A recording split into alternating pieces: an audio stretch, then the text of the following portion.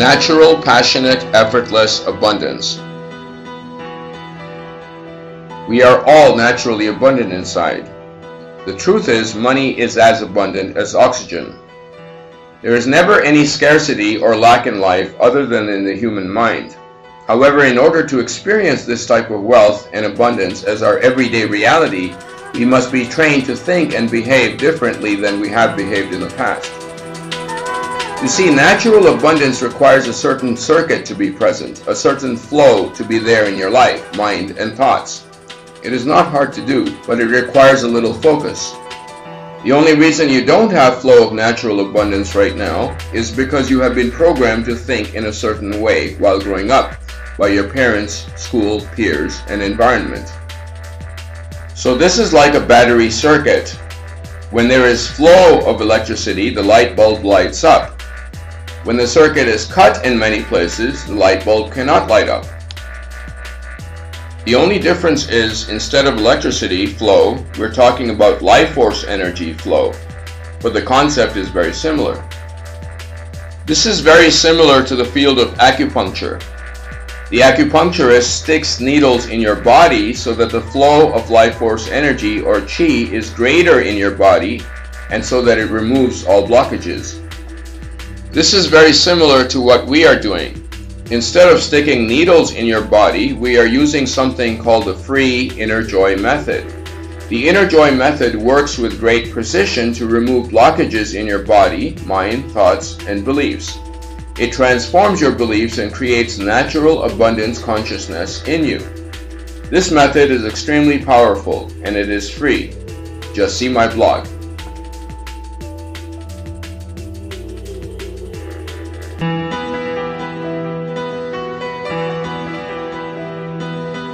There is a fallacy in many humans that hard work can guarantee our success.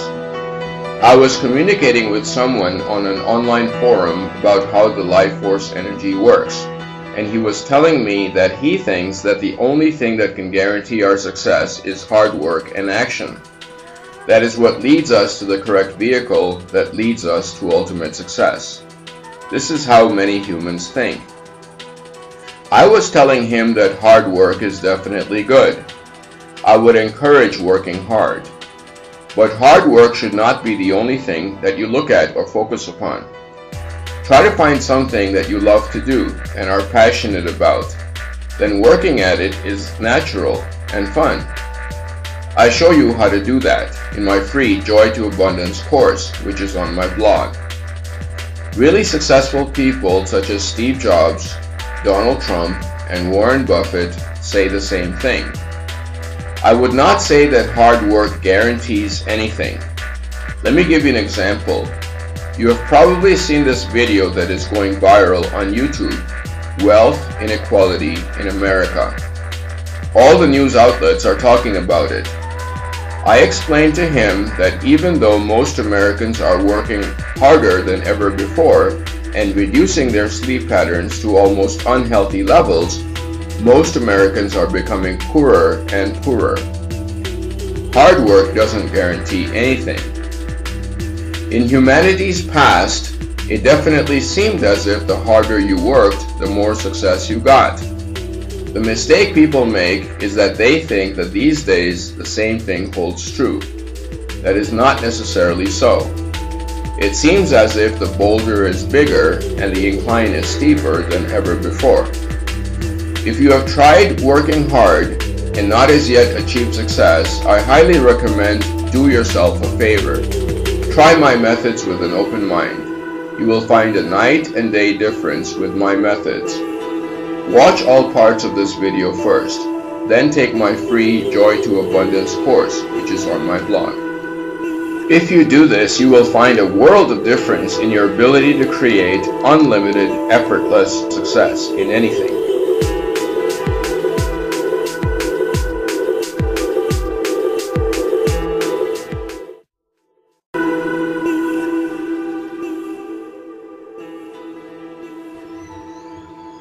I believe that humans are transitioning from a fear model to a love model, or transitioning from the fear business model to a love business model. The love business model is also in the Bible.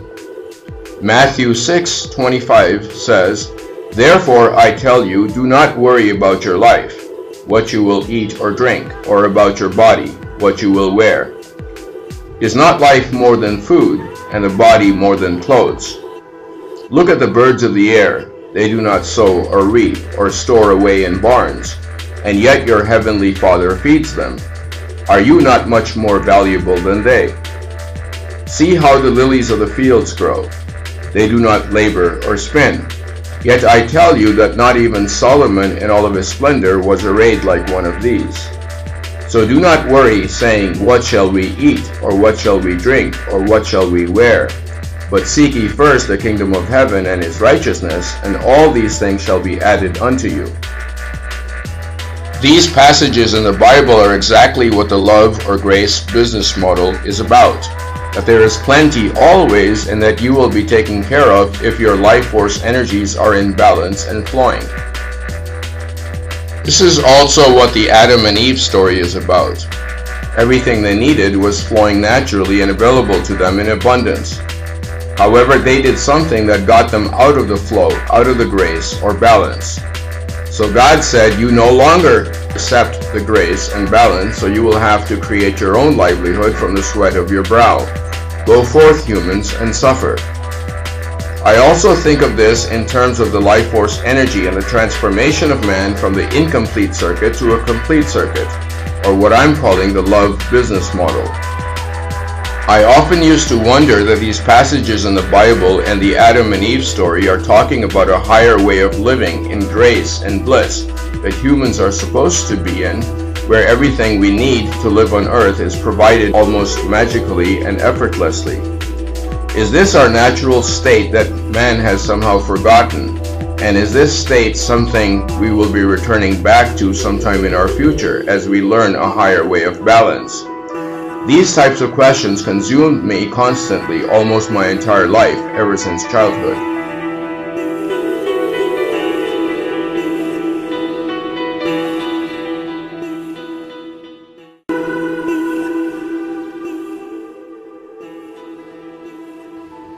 When you truly love something, anything, you are like a gardener who is flowing the water of God or the universal life force energy to your thing that you are paying attention to or focusing on.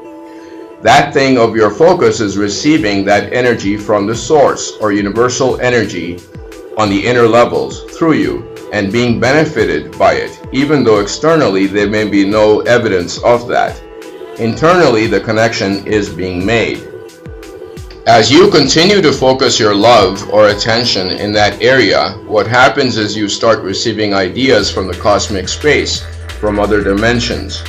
So ideas like, wouldn't it look more beautiful if we did this? Wouldn't people be more joyful if we did that?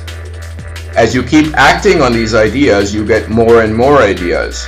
You keep getting these ideas so long as you aren't blocking them and truly loving that area or thing, with no focus on your own reward or money. That means doing things for the fun of it. This is called passion. It is also called heart inspiration or channeling from a higher space. This applies to any field in life, not just gardening. Now you can see some pictures about the greed energy that is very much prevalent in our world. This is very much the out of grace story.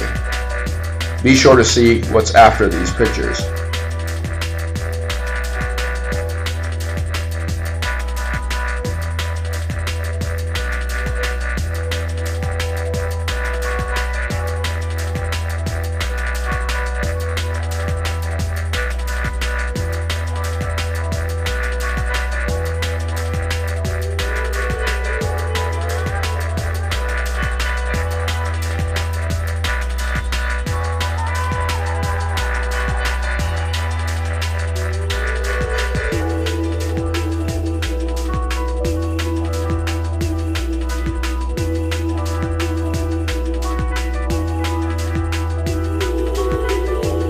Krishna is the Hindu god that is often shown playing his flute.